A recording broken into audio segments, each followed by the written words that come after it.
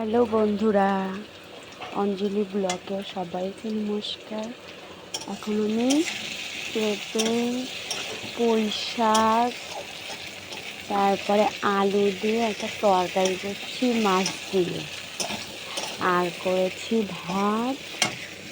এখন তোমাদের দাদা নিয়ে যাবে টিফিন, তাই এটাই করে দিলাম। একটা তরকারি আর ওখানে ভাত উপর দিয়েছি, হচ্ছে। এবার আমি দিয়ে দেবো জল।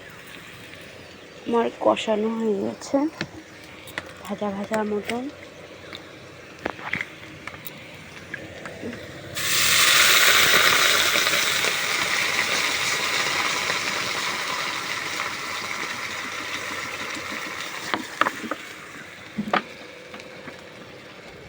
জল দিয়ে দিলাম।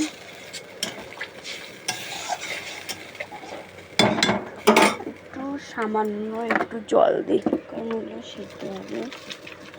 পুঁই শাকটাকে সিদ্ধ করে নিতে, আমি তো সিদ্ধ করে নিইনি, একটু বেশি করে জল দিলাম। এবার ঢেকে দিই, এবার হোক।